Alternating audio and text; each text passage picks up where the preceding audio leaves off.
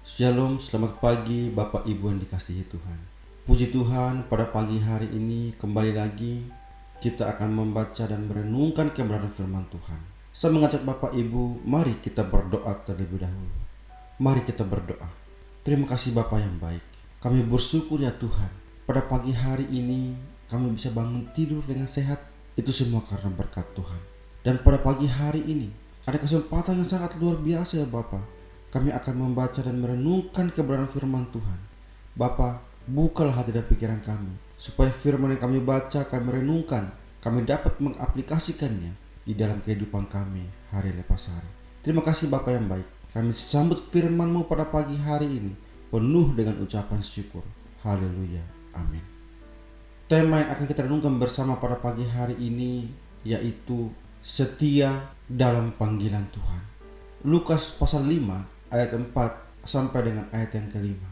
Setelah selesai berbicara, ia berkata kepada Simon, "Bertolaklah ke tempat yang dalam dan tebarkanlah jalamu untuk menangkap ikan."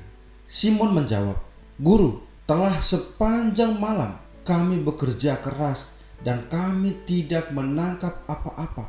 Tetapi karena Engkau menyuruhnya, aku akan menebarkan jalan juga." Bapak Ibu Saudara yang dikasihi Tuhan, di tengah begitu banyaknya tokoh Kristen yang harus berhenti dari panggilannya karena satu dan lain hal, tentu teladan hidup dari seorang tokoh yaitu Billy Graham kita cermati.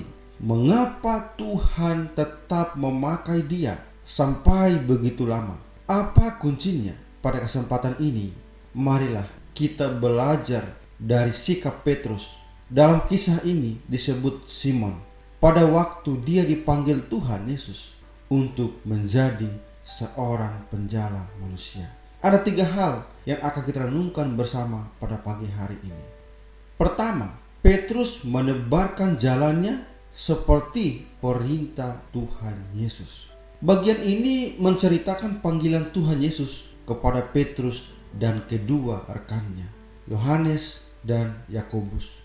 Pada waktu itu, Tuhan Yesus melihat mereka sedang membersihkan jala bersama para nelayan yang lain. Rupanya semalaman mereka bekerja dengan sia-sia. Mereka tidak mendapat tangkapan sama sekali. Lalu Tuhan Yesus naik ke perahu Petrus dan meminta dia untuk menebarkan jalannya.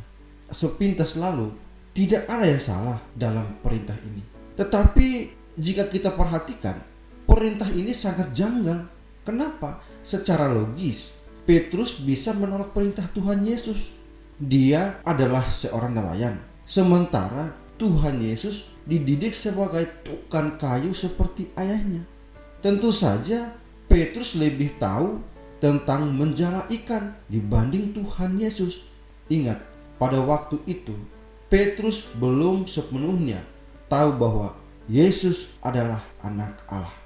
Kemudian pada saat itu hari sudah terang. Jika malam sebelumnya saja para nelayan tidak mendapat ikan, apalagi siang hari.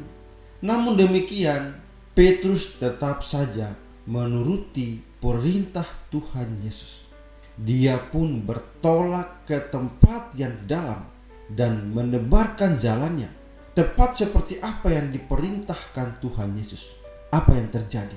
Petrus memperoleh hasil tangkapan yang luar biasa banyak. Sampai-sampai jalannya pun robek. Bahkan ketika teman-temannya datang membantunya dan perahu mereka hampir tenggelam karena terlalu banyaknya ikan yang didapat.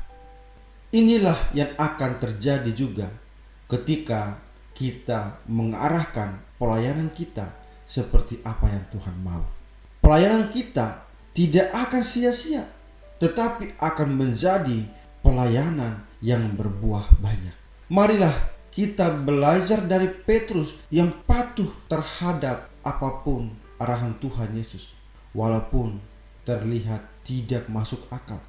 Tuhanlah yang memilih pelayanan sehingga dialah yang berhak menentukan arah pelayanan. Dan hanya dialah yang mampu menjadikan pelayanan kita berbuah banyak. Yang kedua, Petrus tersungkur di hadapan Tuhan Yesus. Setelah mendapat tangkapan yang begitu banyak, Petrus langsung tersungkur di hadapan Tuhan Yesus. Bahkan dia, dalam tanda kutip, mengusir Tuhan Yesus. Petrus tahu orang yang ada di hadapannya itu bukan orang biasa. Petrus tidak layak untuk berdekatan dengannya.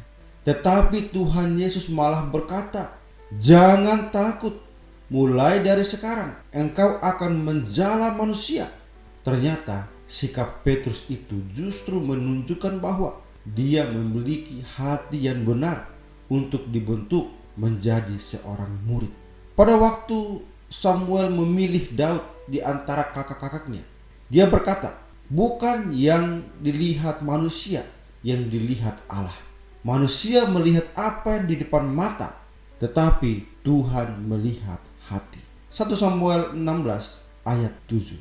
Yang ketiga, Petrus meninggalkan segala sesuatu untuk mengikut Yesus. Setelah Tuhan Yesus memanggil Petrus untuk menjala manusia, Petrus dan kedua rekannya, Yakobus dan Yohanes pun langsung meninggalkan segala sesuatunya. Mengapa mereka bisa seperti ini? Karena mereka tahu seberapa tinggi nilai panggilan Tuhan Yesus yang akan mereka jalani.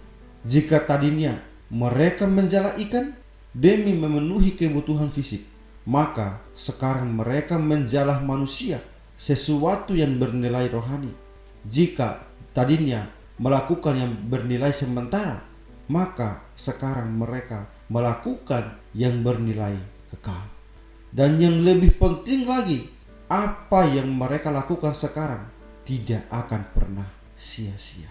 Apakah dalam menjalankan panggilan Tuhan, kita semua harus meninggalkan segala sesuatu seperti Petrus dan kedua rekannya? Ini perlu diingat bahwa panggilan seperti ini sangat khusus. Tidak semua orang dipanggil dengan cara demikian. Ketika Paulus mengajar bagaimana jemaat Korintus mengikuti panggilan Tuhan, dia berkata, "Baiklah, tiap-tiap orang tinggal dalam keadaan seperti waktu ia dipanggil Allah." 1 Korintus 7 ayat 20. Paulus mengajarkan jika seseorang mendapatkan panggilan Tuhan ketika dia masih berstatus budak, maka dia pun bisa menjalankan panggilannya dengan status budak pula. Jadi kita tidak perlu merasa bersalah atau merasa kurang serius dalam menjalankan panggilan Tuhan. Seandainya kita tidak menjadi hamba Tuhan penuh waktu, kita tetap dapat menjalankan panggilan Tuhan dengan sepenuh hati, dengan tetap menjalani pekerjaan kita sehari-hari. Seperti kata beberapa orang, jangan sampai kita menjadi hamba Tuhan yang berjiwa bisnis, selalu berusaha mencari keuntungan. Lebih baik menjadi pebisnis yang berjiwa hamba Tuhan. Yang penting jalani pekerjaan kita itu demi sesuatu yang bernilai kekal. Jangan hanya keuntungan duniawi, tetapi dalam rangka menjangkau jiwa dan menjadi berkat bagi sesama kita. Amin. Mari kita berdoa. Terima kasih Bapa yang baik. Kami bersyukur ya Tuhan, pada pagi hari ini kami kembali diingatkan oleh firman Tuhan, supaya hidup kami hanya bergantung sepenuhnya kepadamu ya Bapa. Kami sudah dipilih, dipanggil untuk menjadi anak-Mu. Tuhan, buka hati pikiran kami supaya kami tetap tinggal di dalam firman-Mu, supaya hidup kami tetap di dalam lindungan Tuhan. Terima kasih Bapa yang baik, terima kasih untuk kebenaran firman Tuhan. Sebentar lagi kami akan melanjutkan setiap aktivitas kami. Bapa, sertai dan pimpinlah kami, dan apapun yang kami kerjakan, apapun yang kami lakukan, biarlah semuanya itu hanya untuk kemuliaan bagi nama Tuhan saja. Terima kasih Bapa yang baik. Kami serahkan aktivitas kami sepanjang hari ini ke dalam tangan pengasihan-Mu. Di dalam nama-Mu Tuhan, kami berdoa dan kami bersyukur. Haleluya. Amin.